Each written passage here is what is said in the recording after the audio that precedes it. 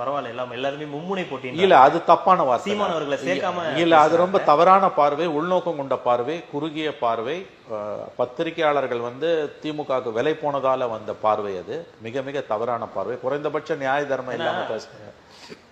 இன்னும் நிரூபிக்காத, இன்னும் இறங்காத விஜய் அவர்களை சேர்த்துக்கும் போது 8% ஓட்டு இருக்க ஒரு கட்சியை சேர்த்துக்க மாட்டேன்னு தவறு, தவறு, மிக மிக தவறு. அது பத்திரிகை தர்மத்துக்கு மீறின செயல்.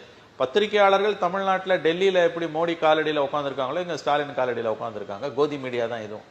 விலை போன பத்திரிகையாளர்கள் தான் அப்படி பேசுறாங்க. குறைந்தபட்ச தர்மம் இருக்கமா அப்படி பேச மாட்டான். உனக்கு பிடிக்குது, சீமான பிடிக்காம இருக்கிறது உன் உரிமை. சீமான் தமிழ்நாட்டுக்கு அவரால் தீங்கு தான் விளையும்னு சொல்றது உன் உரிமை, அது உன் கருத்து. நீங்க ஓட்டு போடாதீங்கன்னு கூட சொல்லலாம், நீ அதுக்கு சொல்ல கூட உனக்கு உரிமை உண்டு. சீமானுக்கு ஓட்டு போடாதுன்னு சொல்றதுக்கு உனக்கு உரிமை உண்டு.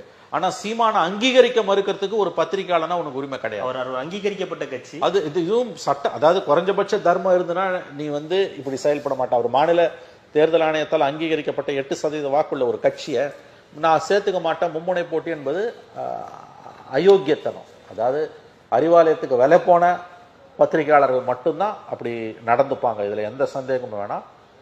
பரவாயில்ல, எல்லாம் எல்லாருமே மும்முனை போட்டி. இல்ல, அது தப்பான வார்த்தை. சீமான் அவர்களை சேர்க்காம இல்ல, அது ரொம்ப தவறான பார்வை, உள்நோக்கம் கொண்ட பார்வை, குறுகிய பார்வை. பத்திரிகையாளர்கள் திமுகவுக்கு விலை போனதால வந்த பார்வை, அது மிக மிக தவறான பார்வை. குறைந்தபட்ச நியாய தர்மம் இல்லாம பேசுங்க.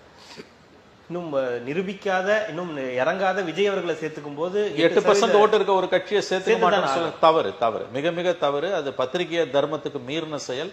பத்திரிகையாளர்கள் தமிழ்நாட்டில் டெல்லியில எப்படி மோடி காலடியில் உட்காந்துருக்காங்களோ இங்க ஸ்டாலின் காலடியில் உட்காந்துருக்காங்க. கோதி மீடியா தான் இதுவும்.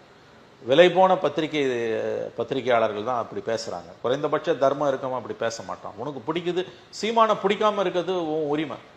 சீமான் தமிழ்நாட்டுக்கு அவரால் தீங்கு தான் விளையும்னு சொல்றது உன் உரிமை, அது உன் கருத்து. நீங்க ஓட்டு போடாதீங்கன்னு கூட சொல்லலாம், நீ அதுக்கு சொல்ல கூட உனக்கு உரிமை உண்டு. சீமானுக்கு ஓட்டு போடாதுன்னு சொல்றதுக்கு உனக்கு உரிமை உண்டு.